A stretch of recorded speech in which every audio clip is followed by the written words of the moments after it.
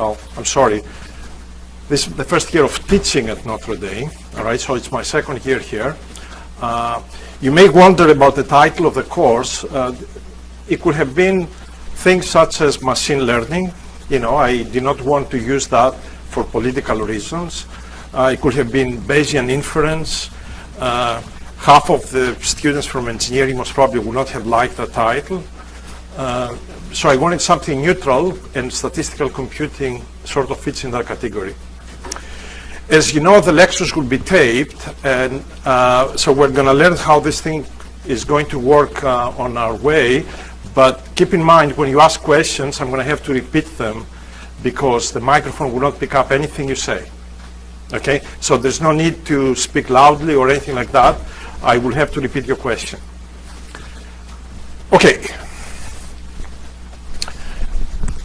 There is a website, in case you have not noticed. It is on zabaras.com, statistical computing.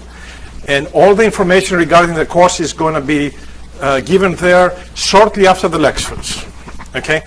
The website is sort of is a placeholder for everything for you and for me as well.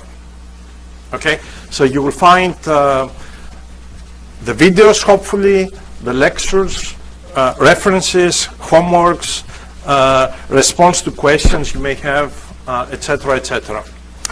There are 2 lectures every week, Monday and Wednesday, 3:30 to 4:15, and we have planned for recitation and office hours for the TA on Fridays, 3:30 to 4:15.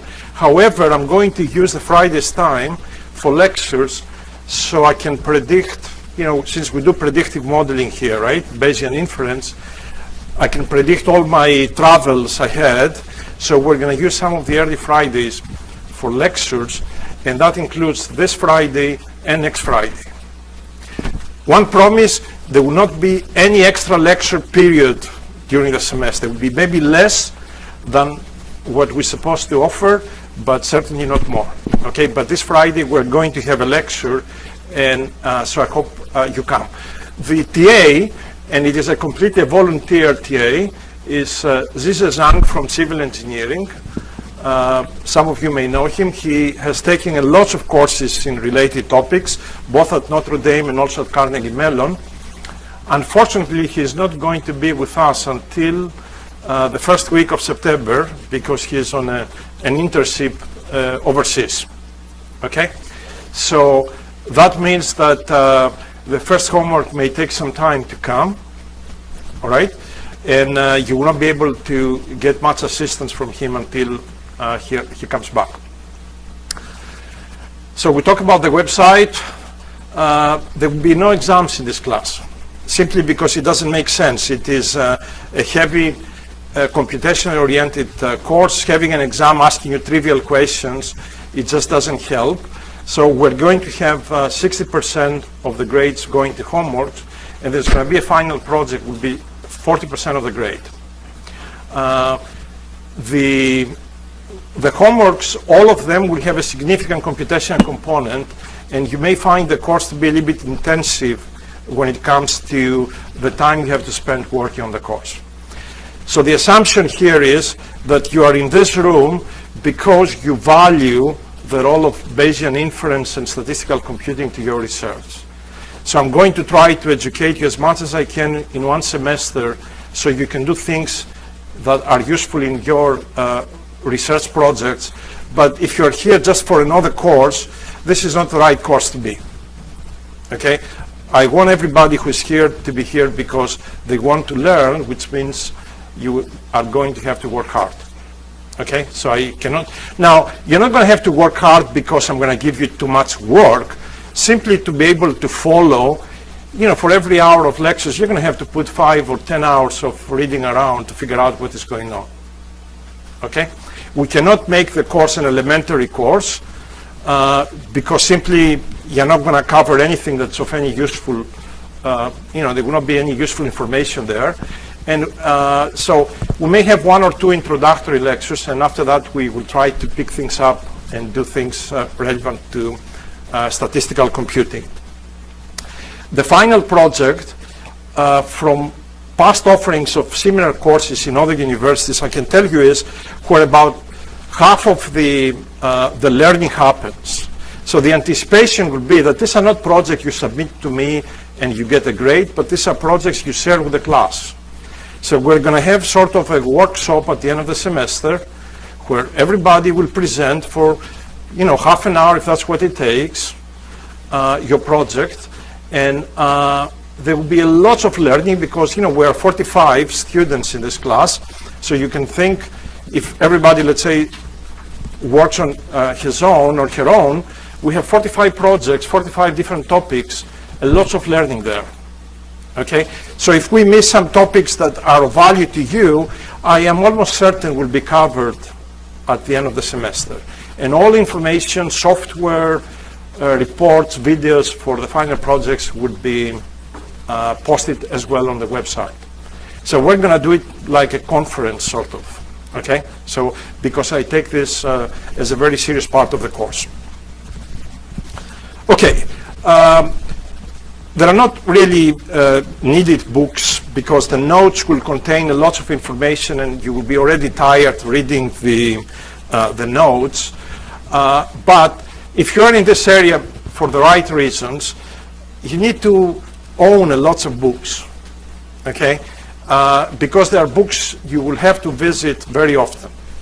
So, I don't list them in any particular order, but certainly the first two books in machine learning are standard textbooks. I would not hesitate to say go and buy these books because you will need them if you really appreciate this area of research. The first book is a much better reading than the second. The second, it reads like an encyclopedia, but only the references that it provides, it makes it a fantastic book to own. Okay. The third book, it's maybe a 15, 20 years old book, but the standard textbook on Monte Carlo methods for scientific computing. Okay, it's about 300 pages, and I believe when I was trying to find the link here, there is a free electronic version at the Notre Dame library. So you can basically download the whole PDF for free. Okay. The book by Roberts, I don't know if there is an electronic version here. They used to be in one of my former universities before, but I think I couldn't find one here. It's also Monte Carlo methods. It's way more modern than the book by Liu. And the nice thing is it comes with video lectures, video presentations. So there is a lot of content that goes with this book that you can find online. So, again, if you are going to be using Monte Carlo methods for your research, this is a very nice textbook to use. And you notice below there is another book by Roberts. Actually, there is a sequence of maybe 5 books that he has written. He writes one book every year approximately on different subjects. And there is a third book that I am going to use, and I'm going to assign some homework, that's called the Bayesian Core. And some of these books are available online. There are e-books basically, but I'm not sure if the library has them. Okay, so you may want to check those. A fantastic book for probability theory with a very new perspective is the book by Janes, Probability Theory, the Logic of Science, and it's available for free on the web, in his website. So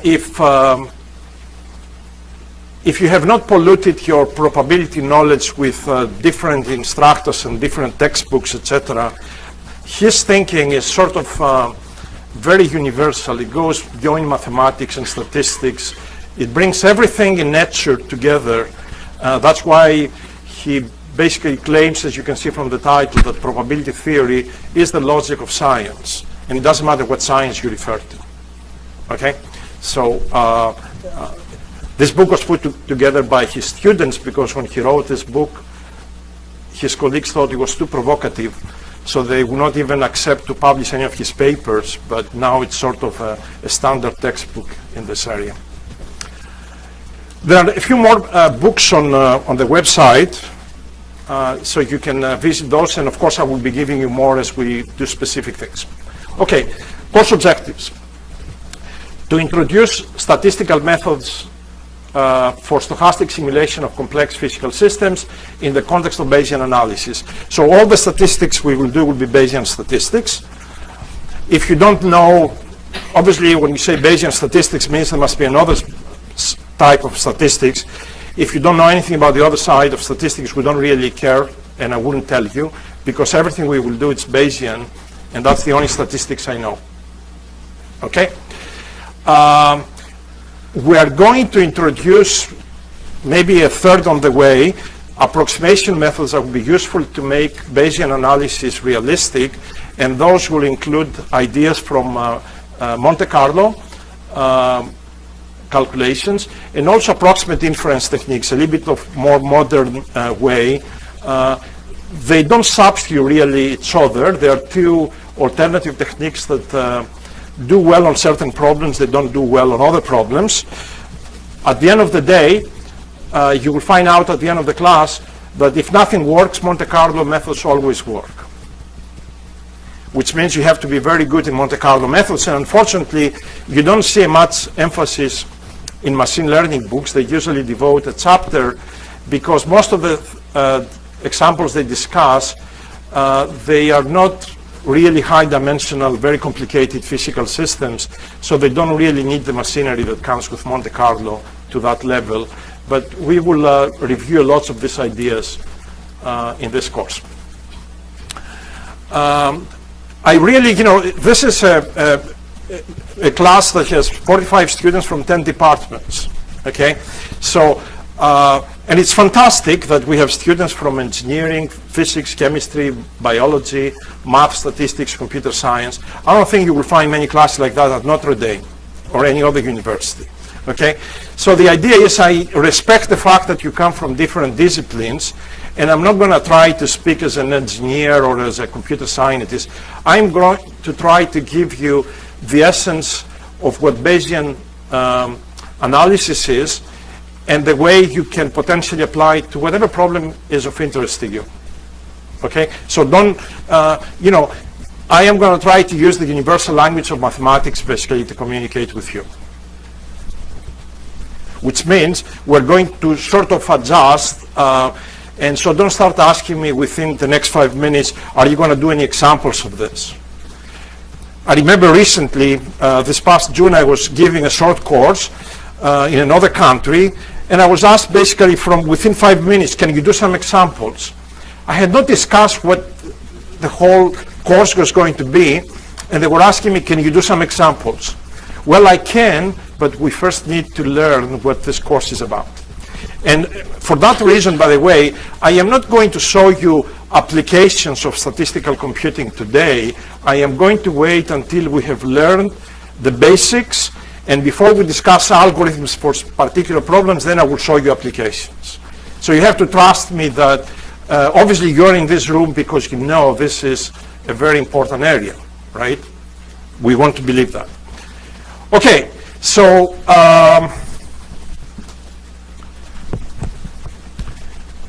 so obviously we're interested to propagate uncertainties within a Bayesian context. Everything we do is going to be driven by data, and the data can be experimental data, can be simulation data. And we're interested to do predictions, all right? In essence, we need to know things we cannot measure, all right? And we need to do these predictions with quantification of uncertainties, and these ideas of Monte Carlo and variational methods, these approximate inference methods will help us to do that. Now, these algorithms that you will see here, lots of them sort of existed long ago in, let's say, in statistical physics, in statistical mechanics. For example, all the ideas of approximate inference were known back in the 60s in statistical mechanics, and people in machine learning picked them up way later. And some very distinguished machine learning researchers, you will see they're basically physicists, or they used to be physicists. So, so there is always something to learn if you come with a different perspective on these topics, and hopefully we will, your knowledge in different areas will help us to do this course a little bit better. Okay. Now, I don't have to tell you why this course is relevant to science and engineering. The applications basically go from physics and chemistry to genetics, all areas of machine learning.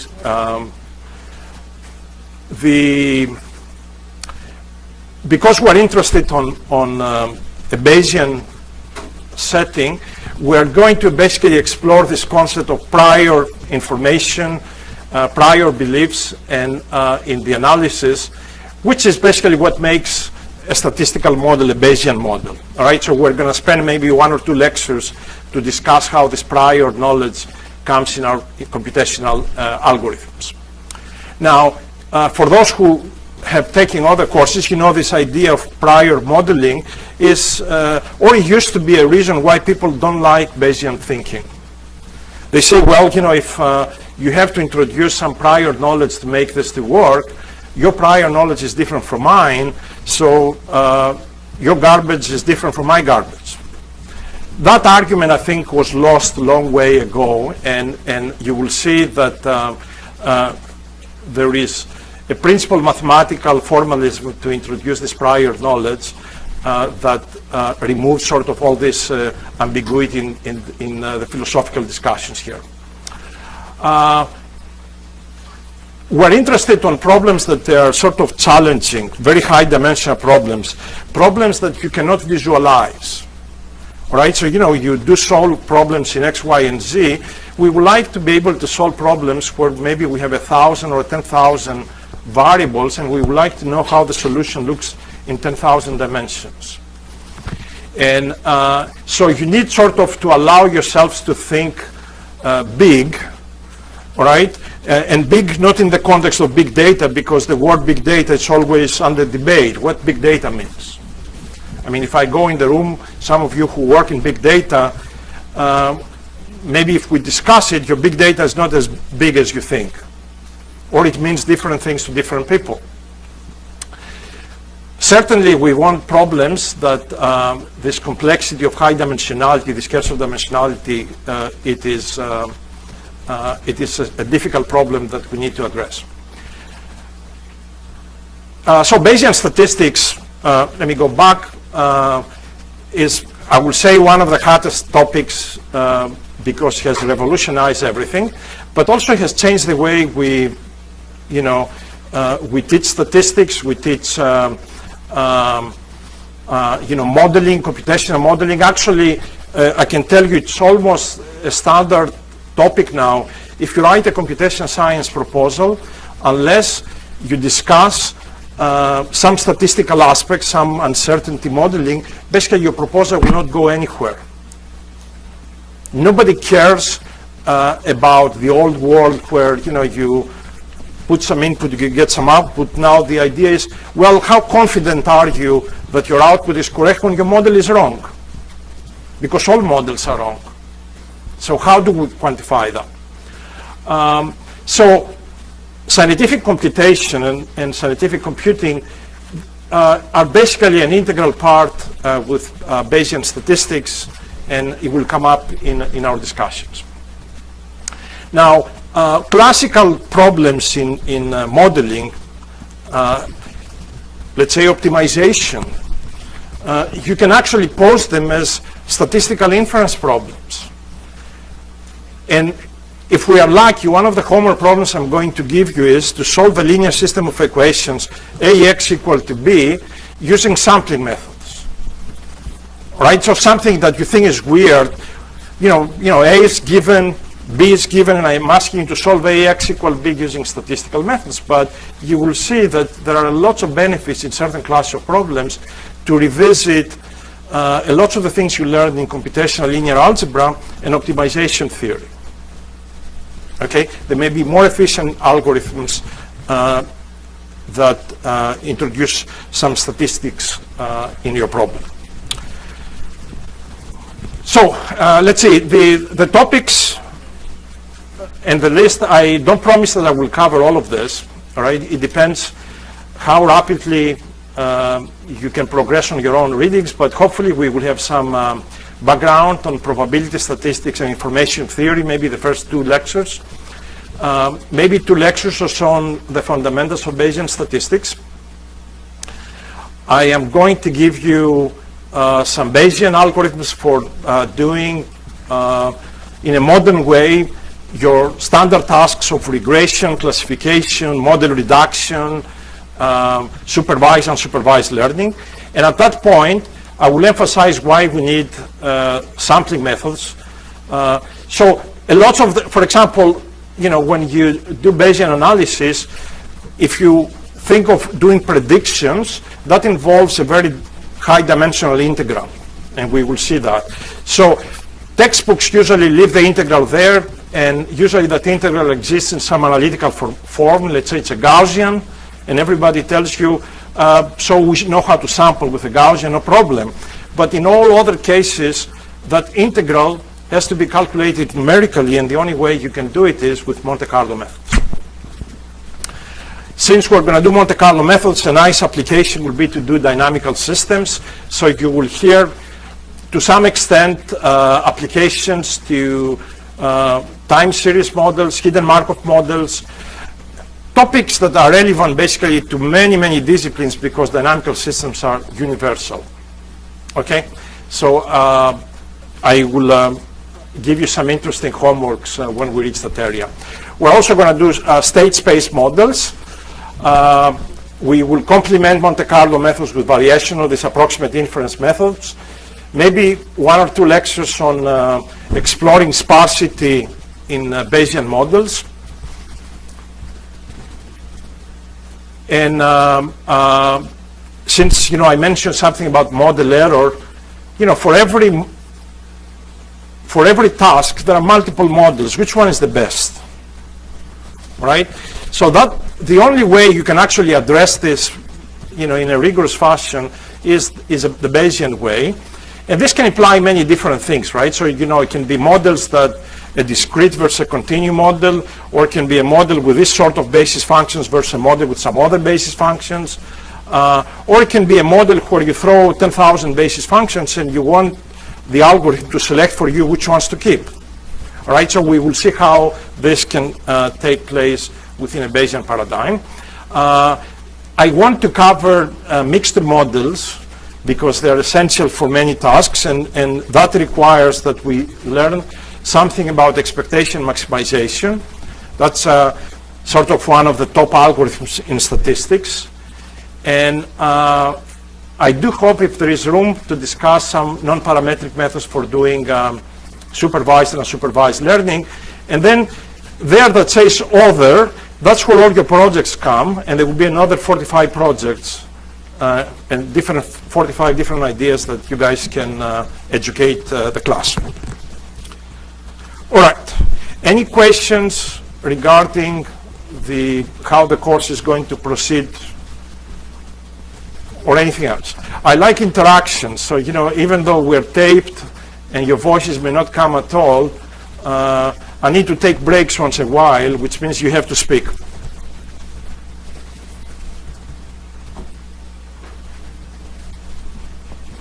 All right, thanks for speaking. So we are proceeding with some trivial introductions. We need to take advantage of the time, right, where there's way too many things to cover. The class is very diverse, so it's very difficult for me to assume that everybody knows everything. So I need to give you as much as I can. I don't promise I will cover all the slides in these lectures. So if I post something and it has 50 extra slides, you have to read them. Okay, maybe there are proofs, maybe there are examples there. But we will not be able to cover everything in the lectures. Now, when I say introduction to probability and statistics, that may imply the equivalent of maybe 2 or 3 graduate courses, okay, even at the elementary level. And that means that even on these elementary slides, I may be jumping from one topic to another, trying to give you buzzwords that we will hear later on in this course. So don't get sort of, if you don't understand something, don't panic, because these concepts will come up again and again and again, right? So I'm going to be throwing things that sort of look like to be out of sequence. Okay. Before I mentioned to you, we're not going to do anything but Bayesian statistics, but here let me just mention the classical way of probability has to do with the long-run frequencies of events, all right? How many days a year is going to rain? Well, we're not interested in those type of things, because the type of things we want to model uncertainties, we cannot really repeat the experiment that way, okay? So the concept of probability that we're interested is basically a concept that has to do with our belief for something to be true or not, okay? And that belief can be based, maybe it does come from some experience that has to do with some frequencies, if that event is populated, but it may have to do with something very personal to each of us, okay? So we want to quantify uncertainties, but usually it's not related with frequencies of an experiment. For example, and this is a real problem, if you're trying to model the probability that the polar ice cap will melt by 2030 or 2040 or 2017, it's not like you're going to be committing 25 experiments to do that, all right? So this is not something that is going to be repeated, okay? So this is the type of statistics we're interested in. The good news are the rules of probability, all the mathematics that go with it, they're identical both for this frequentist paradigm and the Bayesian paradigm. So if you know one, all the mathematics transfer to the other approach, but of course the interpretation of things will be very much different.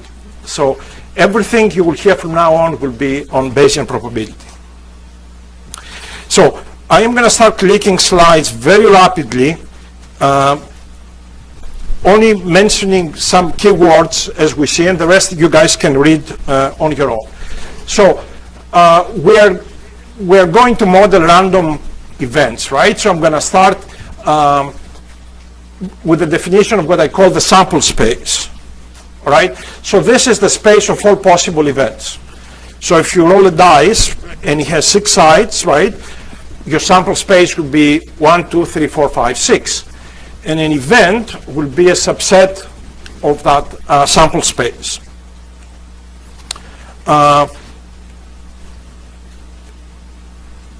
The ideas from set theory that you have seen in high school, they carry on basically to this event. So if you talk about the union of events, this is exactly the same thing you learned in set theory. Or if you want to talk about the intersection of different events, or if you want to talk about events that they are mutually exclusive, or something that is the empty set, those hopefully are concepts that are familiar to you, but they will come up in the type of calculations we do, all right? So this is, you can read, these are very elementary slides, so you can look over and you can visit us if you have any questions. Now, the laws of probability basically, and this is amazing, they're what you see on that slide.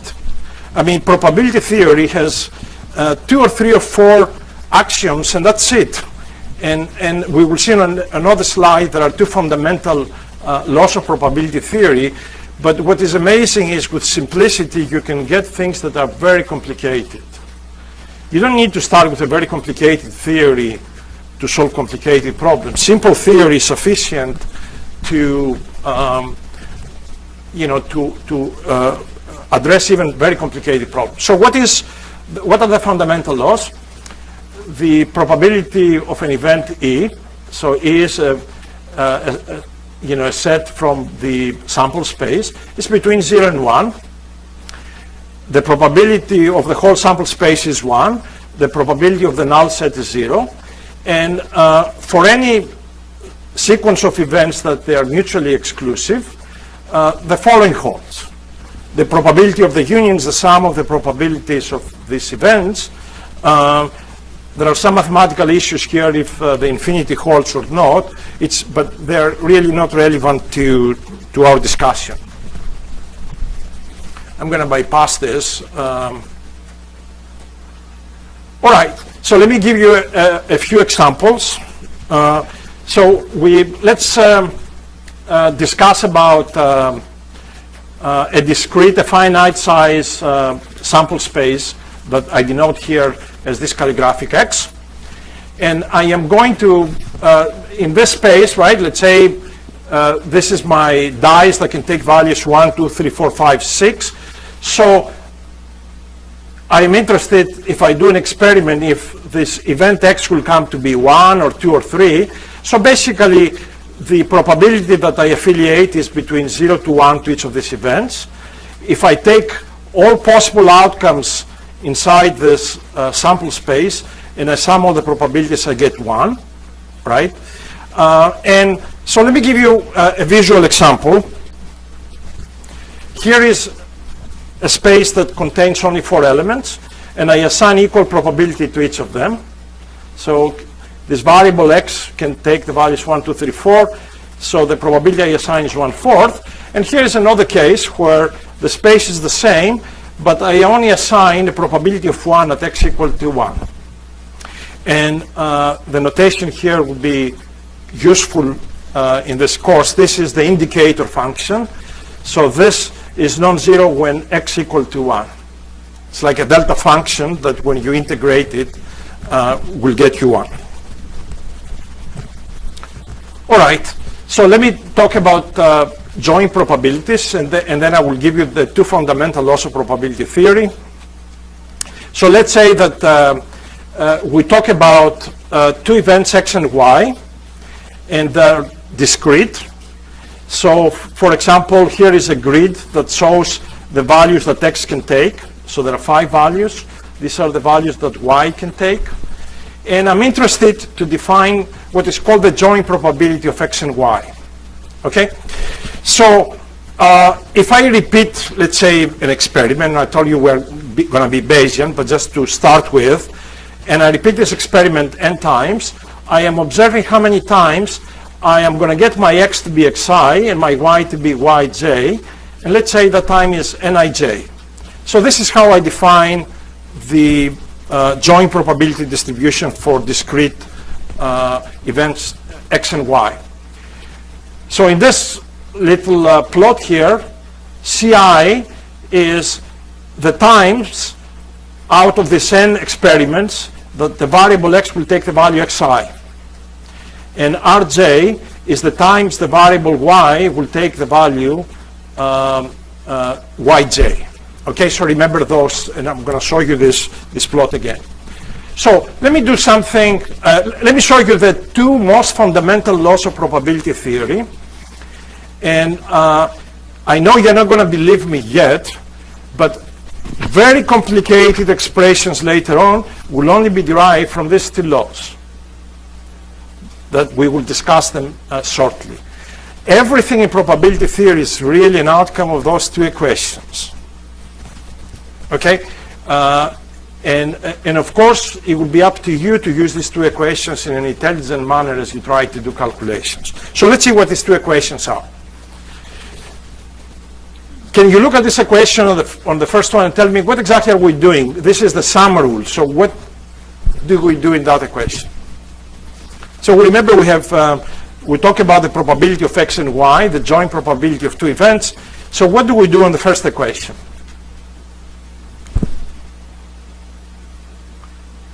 On our simple, setup that we had here, but it can be general. So what exactly are we doing?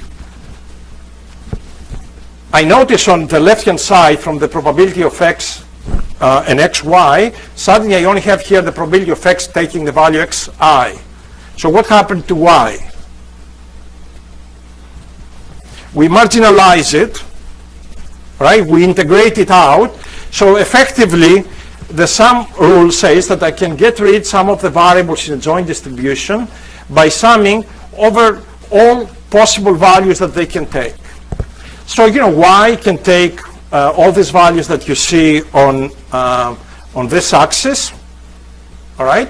So if we sum, all right, if we sum, we can go from a joint distribution to the distribution of the single variable x. Okay. So this is the sum rule, and I'm going to give you this also in an integral form, so you can see how it will be applied to continuous variables. So let's do the product rule now. And before we see the derivation, because really this is the derivation for the discrete case, let's see how this product rule looks like. It says that the probability of x taking the value xi and y taking the value yj is the probability of y taking the value yj, given that x has taken the value xi, times the probability of x taking the value little xi. So here we introduce what is called a conditional probability. So we're now looking at the probability on one event, considering that some other event has happened. Okay? Now, how is this equation comes and what does it actually mean? The derivation is very simple. You remember we defined this joint probability distribution as nij divided by n. So if I plug in the ci on the denominator and numerator, I have this fraction here and this. So let's see, what is nij divided by ci? What was ci again? It was in the n times, how many times? The variable x, x took the value xi. So what is nij divided by ci? Is considering that x equal to xi has happened, is how often yj will be observed. So the space that I'm looking now is not n, right, but is how many times x equal to xi has happened, and that time is ci. And similarly, ci over n is basically the marginal probability of x taking the value xi is how many times out of the n cases I'm going to get the variable x to be xi. So look very well at these two equations, because in this course you will see them in various forms about 1 million times. And if you ask, are there any other laws of probability theory? The answer is no. That's it. We're done basically. And the rest is a lot of mathematics effectively and manipulating things, but they have to obey this type of equations. Okay? So the sum rule has to do with marginalization, and the product rule basically has to do with this introduction of the conditional probabilities. And I am giving you here an example of the chain rule, where if I have d variables, and I denote here all these variables x1 to xd with this notation, you can write this exactly as a product of marginal distributions, okay? P of x1, P of x2 given x1, etc. And you can do this in any sequence of the variables. We will see this again later on in the course. So, sum rule and product rule for continuous variables. The marginalization that you see on the top is now comes in the picture as an integral, and the product rule comes here in this fashion. Now, there is an ambiguity here because I have not defined, density functions for continuous variables. So treat this as probabilities, okay? And we will, but you can guess, for those who have seen this before, we will be able to do exactly the same equation for densities once we introduce those. All right. Now, I told you you will see these equations thousands of times. So look at the equation on the top, because this is basically a combination of both the sum and the product rule. Okay? And it is in many ways also Bayes' rule. All right? And it is the most fundamental equation for this class. So what do I do to go from here to there? Which rule am I applying? This is product rule, all right? What do I do in the numerator?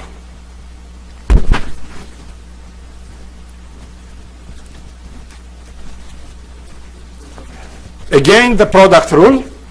And what do I do in the denominator? Sum rule and product rule together. All right? So basically, P of y requires marginalization of x. X can take multiple values, and I use for each of those values the product rule, and then I sum up. Okay? So this thing on the denominator, it will be a calculation that is going to give us most of the headaches, because it requires, if this, for example, you had many variables, means you have to integrate them out, and that integral may be very high dimensional and very complicated to do. And so unfortunately, we will have to deal with this, and it's going to be a difficult part in the various algorithms. Okay, we have, I'm surprised how fast time goes, because I was planning to cover today 85 slides. Okay, but reality hits, it's all probabilistic. Okay, so let me do one example of the application of this product and sum rule. This is from Chris Bishop's book. So let's say that you have two boxes. One, a red box, and one is a blue box. And the probability of selecting one of the two boxes, just maybe you like blue color more, so you will select with higher probability the blue box. Let's say 610, and the red box 410. This is what we call sort of the prior probabilities. Now inside the boxes we have apples and oranges. Okay, so here's the problem that is posed. If you select an orange, what is the probability that you selected that orange from the red box?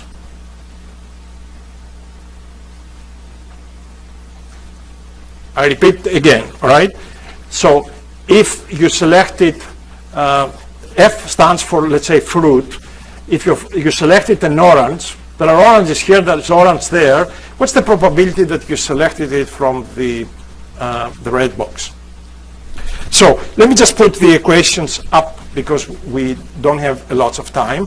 Actually, I'm going to start from the bottom equation. So really what we want to calculate is, if we selected an orange, what's the probability that we selected the box was the red box? And you can see here the Bayes rule in action on the numerator that I had before. And the denominator, you remember, it involved terms like this, where I also sum from the red box and the blue box. Okay? So effectively, to calculate this probability, I am going to have to calculate, let's say, these two probabilities on the top, right? So let's see, what's the probability that I will select an orange if I pick up to do this from the red box? The answer is very simple. I have 1, 2, 3, 4, 5, 6 oranges out of 8 fruits, so that probability is 6 over 8. And this is our prior probability, which is 4 over 10. And if you do the calculation for the denominator, you get this 9 over 20. Please do the algebra, check it up. And then you can see that the probability now that the box is the red box comes out to be 2/3, which is much higher than 1/2. It's much higher than the prior probability. In other ways, you know what? Because there are lots of oranges on the first box, if you select an orange, there is more chances that you selected it from the red box. And let me do one problem, and we will finish there. This is sort of a historical example that goes many, many years. So I'm going to put everything up, okay? You may have seen this before. So you come from a trip, let's say, in the Far East. You go vaccinated, but still you come with a disease back, okay? And so let's call this disease tuberculosis. And we know that 0.4% of the population has tuberculosis. So this is the prior knowledge we have that usually comes from some population average, all right? So the prior that you will have tuberculosis is 0.004. Now, you come and you go to be tested because you don't feel good, and you know that if you have the disease, the test will be positive 80% of the time. Now, if you don't have the disease, the test still will come to be positive 10% of the time. That's what we call false positive. So the question is, if the test comes positive, should you start panicking? And obviously, the common sense answer would be, oh, you know what? 80% of the time the test comes positive. If you have the tuberculosis, then you are ruined. But actually, if you use this product and sum rules exactly the same fashion that we presented before, and you do the calculation, it comes out that if the test is positive, the probability that you're sick is actually 0.031. Okay? And the reason the calculation gave you such a low probability, you know what it is? Is including the prior information that otherwise you will omit. So you remember that a very small percent of the population has the disease. I forgot what the number was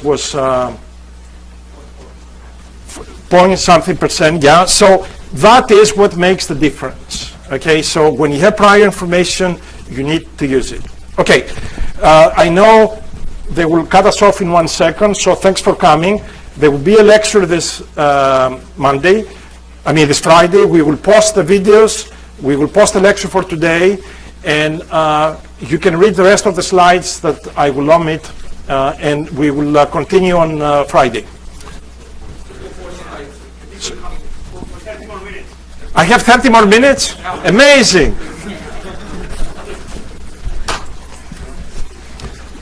In normal circumstances, you will say that was out of excitement, that I don't have to teach, right?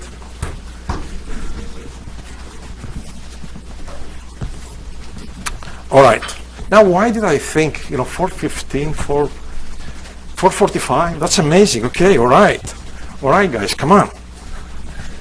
Now we can do lots of stuff. Any questions?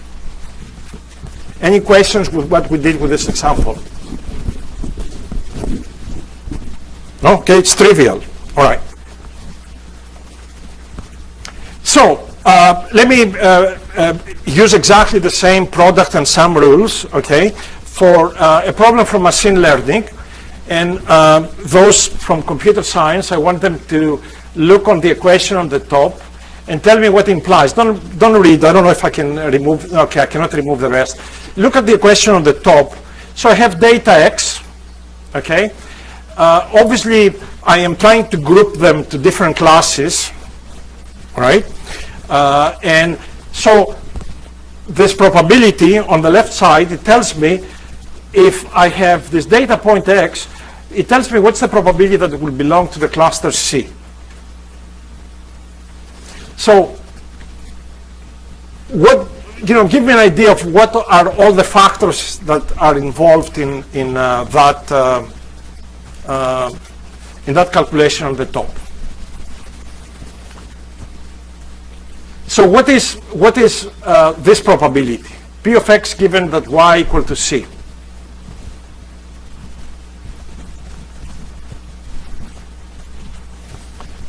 What is that probability?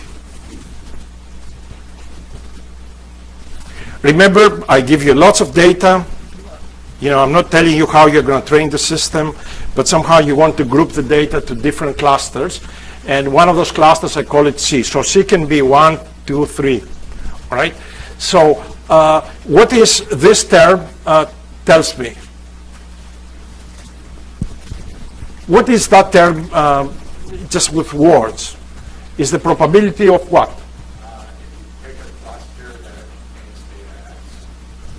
So it gives you the probability of X if it belongs to cluster C. So if you think that each cluster is another Gaussian, for example, right, and you have a mixture of Gaussians, it says if you're in the Gaussian C, what's the probability of X? Okay? So, and in some sense, we call this a generative classifier because it requires that for each cluster you have a model for how the data are generated. Okay?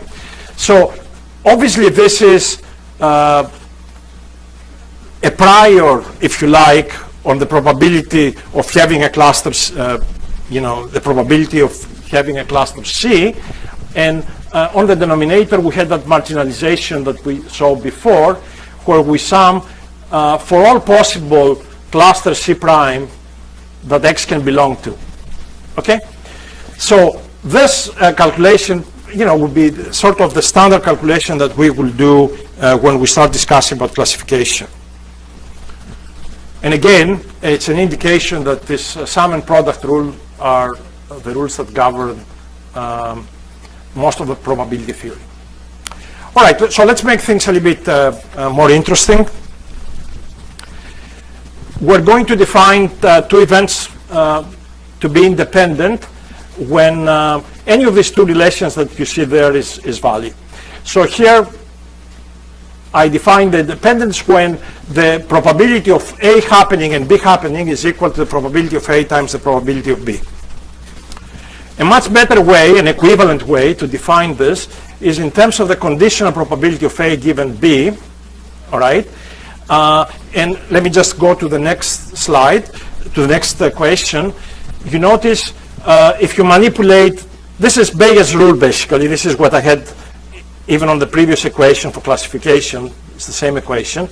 But if you combine this equation and the second equation together, you see that the conditional of A given B, if A and B are independent, is equal to P of A. In other ways, if A and B are independent, knowing B makes no difference on what I think about A. Okay? Now, why is this concept of independence important? Because you will find out in this course that many problems can only be solved by exploring these independent relations. If everything depends on everything else, good luck. Mission impossible. If you can identify these independencies, then you can have very efficient algorithms. And I will give you, I think, I have an example basically with calculations of variables that you may need to describe if you don't have independence. So before I do that, let me define also the conditional independence. So if you condition on an event Z, you can still talk about X and Y being independent given Z, and it is the same equation that we had before. The only difference is you condition everywhere with Z. A lot of times when the equations get very complicated, when you have conditioning, right, keep carrying given Z as if it is not there. Right? So this equation, when you look at it without the Z there, it says P of X and Y, it's P of X times P of Y. All right? But of course here we're interested given Z. So this is conditional independence versus the marginal independence that we discussed before. All right, this is something that you need to keep in mind when we discuss many variables together. If you have pairwise independence of, let's say, 4 variables, that doesn't imply that those 4 variables are independent together. And I have a simple example. I don't know if it is the best example, but let's discuss it. So we have, let's say, 4 balls that we number them 1, 2, 3, 4 in a box, and we draw at random balls from this box. We assume that the probability of getting 1 or 2 or 3 or 4 is basically they are equal, 1/4, and we define 3 events. So X1, ball, the event X1 is that ball is 1 or 2. X2 is that I am drawing 2 or 3, and X3 is that I'm drawing 1 or 3. Can you look at this calculation and tell me if this is true? Basically what I'm claiming here is that X1 is independent marginally of X2, and similarly X1 is independent of X3, etc. Why is that the case? What's the probability of X1 and X2 together? Look at X1 and X2, says it's either ball 1 that I'm drawing or 2, and X2 is 2 or 3. So X1 and X2 together, what is the event? The event is that I'm drawing 2. And what's the probability of 2? 1/4. And if you take P of X1 and P of X2, Each of those events is 1/2 times 1/2, so 1/4. So you can see that this is true. But look at this event. If you take the probability of x1 and x2 and x3, is 0. Right? You know, this is 1 and 2. Okay, they have 2 together, but when you go to event x3, there is no 2. So this is 0, but the probability of these products of the multinals is 1/8. So effectively, don't check if you have many variables if they're independent in small groups, because you are interested to check independence on all the variables together. And actually, that's an open, very difficult problem in high dimensions. It comes a lot in defining the structure of graphs, probabilistic graphs, and other things that we will cover maybe in another course in the spring, but it is not a trivial topic. So let me do an example, and here is where I sort of, I am starting bringing notation that you will see way down the road, possibly even in another course. But let's consider the following. I consider 3 events, all right? And the zeros, the way I have them here, will be sort of a graphical way to indicate what depends on what, okay? So the idea here is A depends on C, B depends on C, and this marked element C implies that I already have observed C. So what is C? C is the fact that it's raining today. Surprisingly, it's not raining in Notre Dame today, right? But let's say it's raining today. A is it will rain tomorrow. Obviously, you can see that A depends on C, right? If it rains today, there is a high chance it will rain tomorrow, okay? Similarly, B is the ground is wet today, right? So that depends. If it rains, obviously it will be wet. Now, we will learn in, graphically to figure out independence relations. But here what I'm claiming is that given C, and that's why it's marked, that A and B are independent. So effectively, I can write this with this nice equation here. So given C, all right, so C is fixed on both sides. If I find the probability of A given also B, then B doesn't enter, it doesn't bring any new information once I know C regarding A. So I don't need to know that the ground is wet to change my mind as to what happens to if it will rain tomorrow or not, because I know it rains today, and that's good enough to make this probabilistic assumption of independence that you see here. Okay? So the notation, by the way, of independence is sort of like the orthogonality relation you use with vectors, that A is orthogonal to B given C, but it's really not orthogonality, it is independence of events. Okay. So I told you that I'll say something about why independence is so essential. Okay, so let's see this example. We have 2 variables, x and y. So x, let's say, takes 5 values. Y takes 6 values. So to describe this joint probability of x and y, I need 29 entries to this table. Why 29, not 30? Because when I sum all the events, right, I should get 1. Okay? So remember, we need 29. Now let's say that x and y were independent. How many values do I need to describe p of x? 5. Why 5, not 6?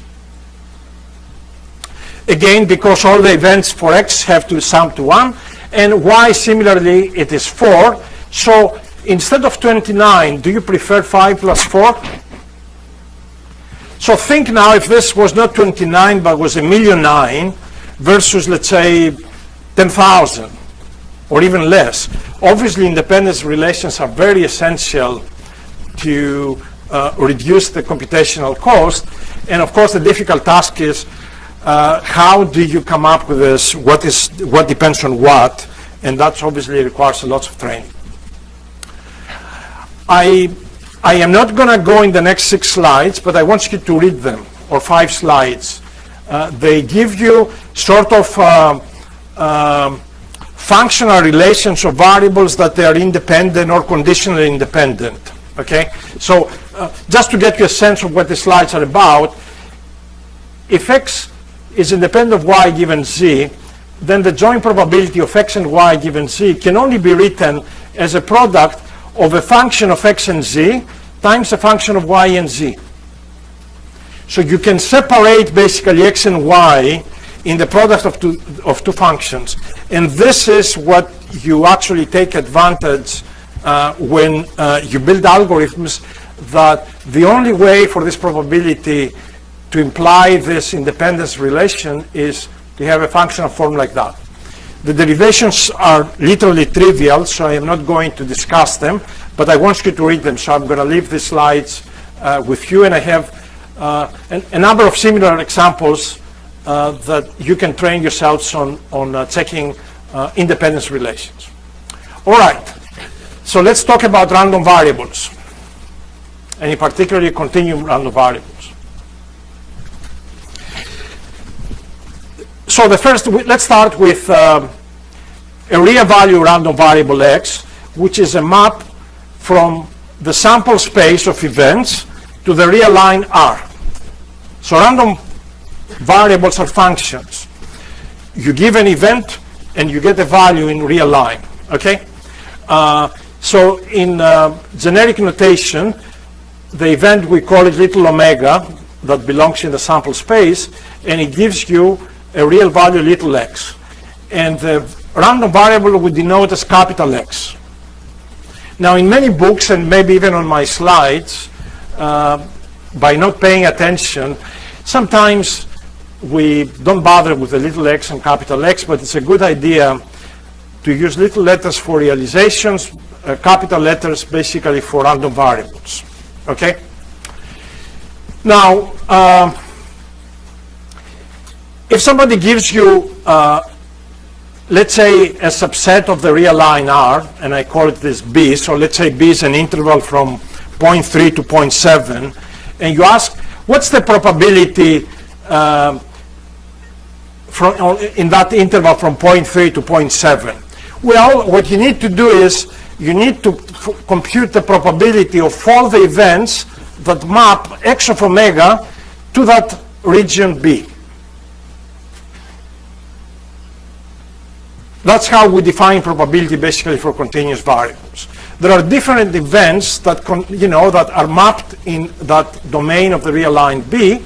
So the probability of those events omega will give us this probability defined over B.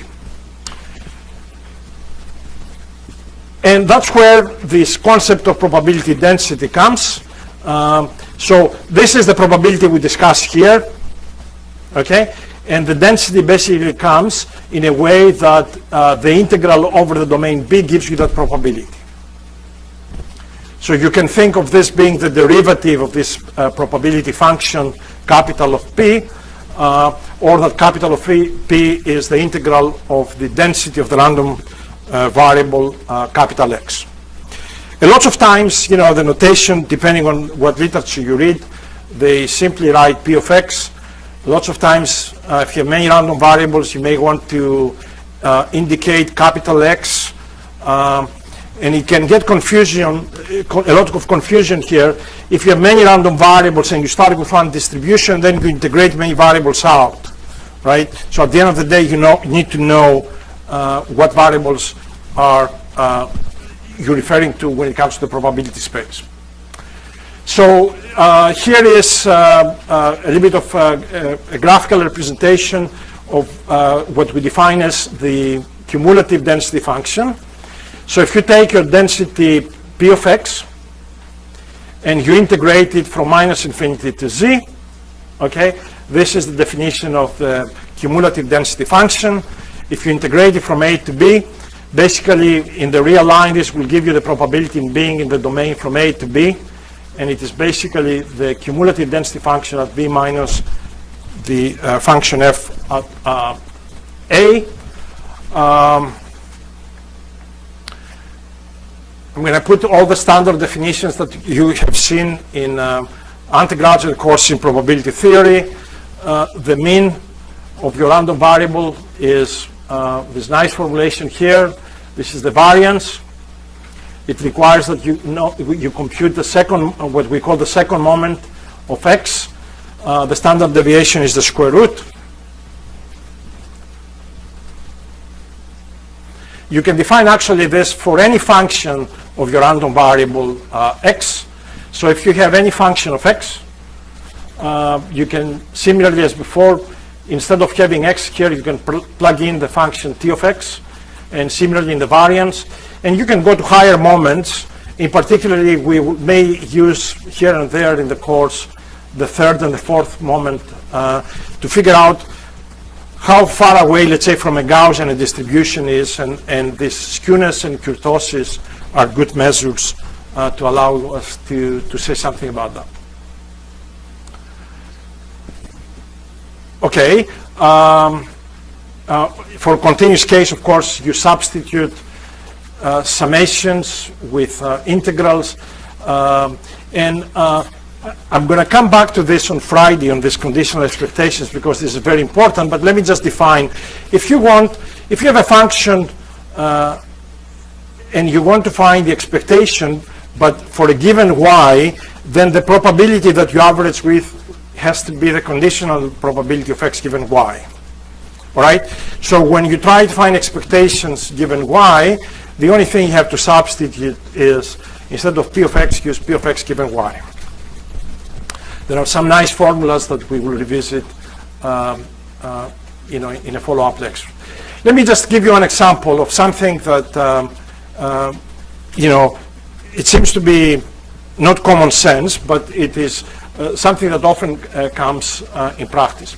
The expectation of a random variable is not necessarily the value that we should expect the realization to have.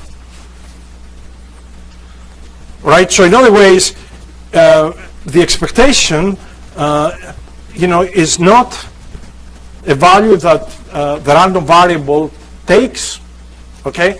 So and here is a simple example.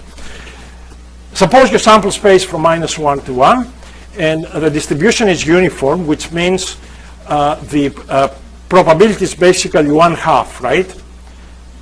The space is 2, so the probability of having any event I, any subset from -1 to 1, is really the length of that event divided by 2, because the probability density here is 1/2.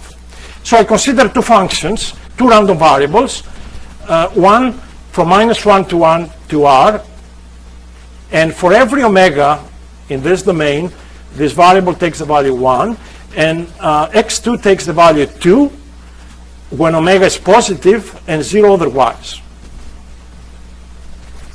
Let me concentrate on the expectation of x2. So x2 will be, because it is 0 for omega negative, so it will be an integral from 0 to 1, because my probability only is defined from -1 to 1. So from 0 to 1 of x2 of omega, which is 2, times the probability, which is 1/2. So 2 times 1/2 cancel out, and then you get that the expectation of x2 is 1. But the x2 can only take the value 2. Okay? So that's why lots of people, they're in certain examples, you are wondering, should I use the expectation? Should I use the maximum of the distribution? Which one is more characteristic of that distribution? So you have to be careful in that context. So this is the uniform distribution that we saw in general. If you have a uniform distribution from A to B, is defined using indicator variables. I emphasize again that indicator variable that you see up there. This is 0 unless you are between A and B. Uniformity implies that this is 1 over B minus A. And all of these results, basically, you can search them on the web, and you can find them in a few minutes. So you don't have to memorize, but you will need to use these results constantly in your calculations. Interestingly enough, and here is, I don't know if it's a paradigm, but or something out of the ordinary, we said that the probabilities have to sum up to 1. That doesn't mean that at a particular particular x, the probability of x cannot be greater than 1. Right? Because at the end of the day, it's the integral that has to be equal to 1, and I can have a delta function as my probability that goes to infinity. All right? It's much higher than 1, so don't, and here's an example actually with a uniform distribution that you can look at. Gaussian distributions basically is the bread and butter of everything in machine learning, and we will do some very weird things with Gaussians, okay? So as much as you think you know Gaussians, you will see that lots of interesting things can come out of it. So the Gaussian distribution, everybody has seen it, looks like that. The mean and the variance, I give you lots of proofs in the notes. Starting, for example, with the proof that this is indeed a normalized distribution. All right, so there is a simple calculation that you can read if you are interested. It has two parameters, mu and sigma square. And we will find out later on that from all possible distributions with a given mean and a given variance, the Gaussian has the maximum entropy. It is, so basically has less sort of constraints than any other distribution. Okay, it maximizes the uncertainty beyond the fact that constrains the mean to be mu and the variance to be sigma square, right? So it is a maximum entropy distribution, and this has implications in calculations. I give you proofs that the mean and the variance are indeed what I said they are. Basically, you have to calculate these integrals, and it's good to have this type of calculations handy because they come in different setups. So these are the integrals that you need to be familiar with, and at least for one-dimensional Gaussians. I don't really have much to say on this, so I keep clicking.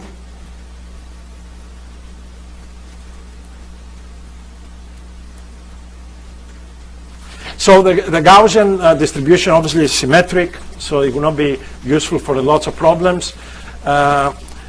It has problems. We will see examples when you have outliers in your models, and that has to do with the fact that the tails of the distribution are not fat. So we will like to address that problem. And also the more difficult problem with Gaussians is they have one mode only. So real data basically are having multimodal distributions, multimodality.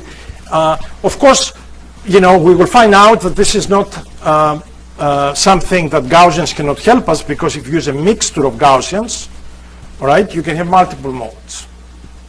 Okay, so we will see how to do that. Now, why is the Gaussian the best known distribution?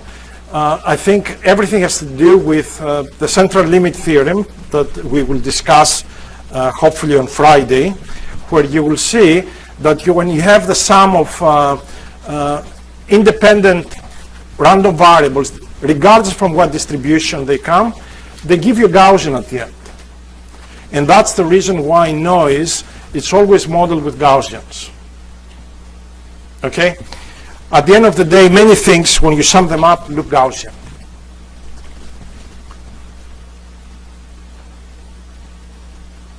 Now, I have a few simple examples, and I'm going to finish in 1 minute, that basically, if somebody throws you lots of data and they tell you fit a Gaussian to it, that's a serious problem, right? And the way you do it is you have to estimate what these variables mu and sigma square are. And for those who have seen this before, effectively, you can use what we call the sample mean and the sample variance, and then you can approximate this Gaussian, and it comes out that the sample mean and sample variance are related with what we will learn to be called the maximum likelihood estimate of these variables. So here are some examples, a distribution that doesn't really look a perfect Gaussian, but if you fit this using the sample mean and variance, you get You fit this histogram like that. If you have something, if you take all these pixels that represent some electromagnetic radiation over many years, you can actually get a perfect normal Gaussian distribution. So the estimates of mu and sigma give you a Gaussian that fits very well with the data. Okay, so I'm going to stop there. On Friday, we have to continue with a few other distributions. Some will be distributions you have not maybe seen before, all right? And we will discuss a little bit about information theory and how information theory and probability come together. Okay, so I'll see you on Friday in the same room at the same time.